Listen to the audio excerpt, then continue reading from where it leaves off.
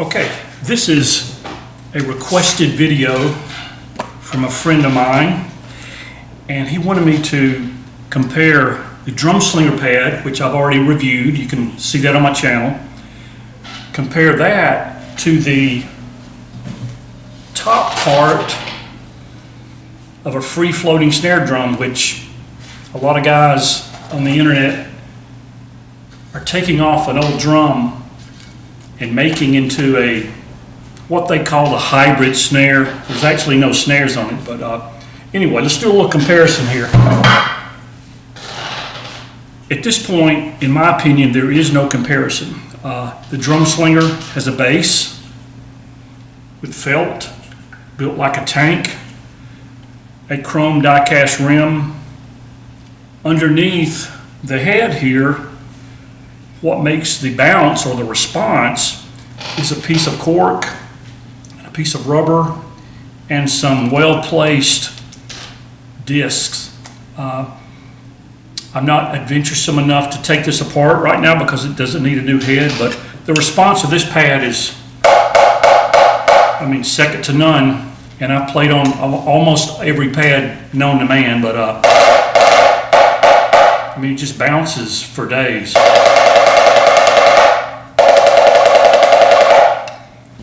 Very solid,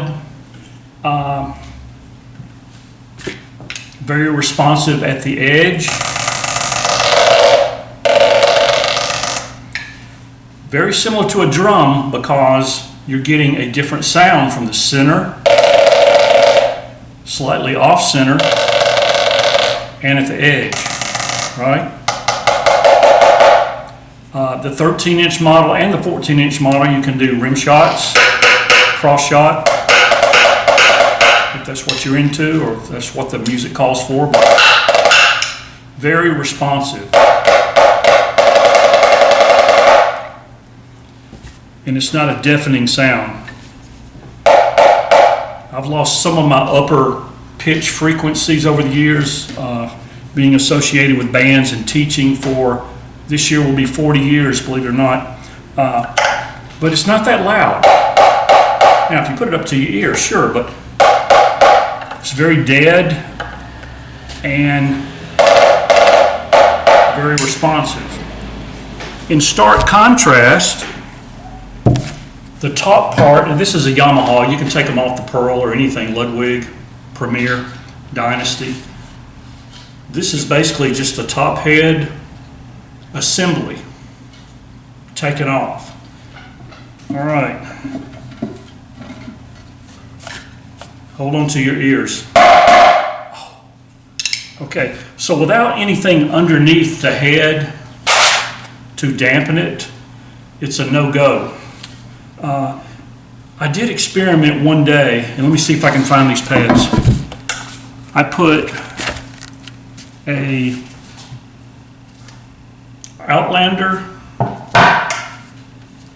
a stock pad, and a slim pad so that this configuration actually sits on top of that,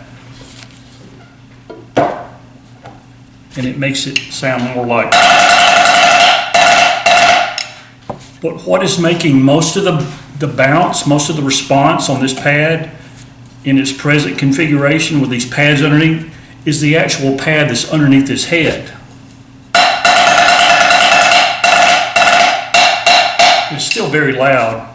So I guess you could change the texture underneath the head. Let's see if that makes any difference. So really, the pitch and the texture of the sound produced on this is going to be directly associated with what's actually touching the surface here. I really don't think weather stripping that you would use for a bass drum muffling is going to do the job. So unless you're looking for a configuration that really still sounds like a high-pitched tabletop sound, very loud, this is not what you want as a practice instrument. Yes, it's more portable. You could put this on a stand and play on it. A lot of schools that I hear that aren't really tuning their drums very well, the snare response is so limited.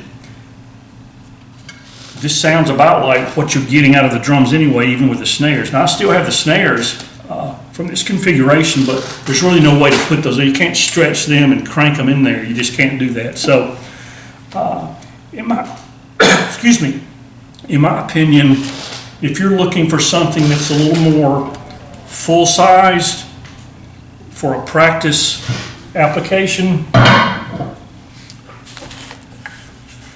this is the way to go. Okay, not that high though.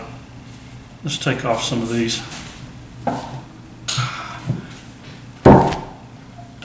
I've actually got my Drumslinger on this wooden base that I got at Lowe's for about $8 onto the stand, and below the stand I put this.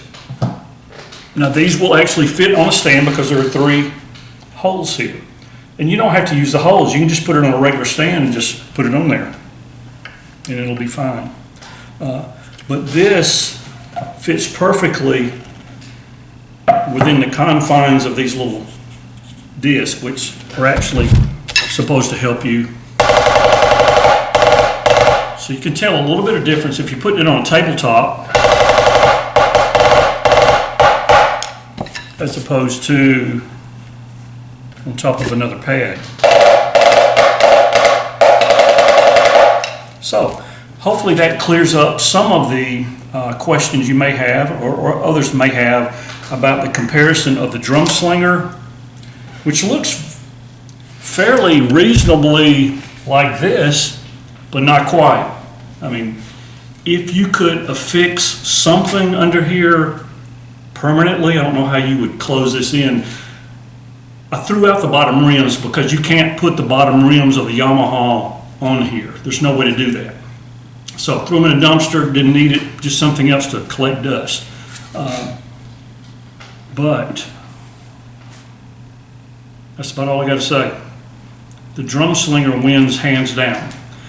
I'm getting ready to do a comparison of the Corps pad versus the other pad. So stay tuned for that, and have a good day.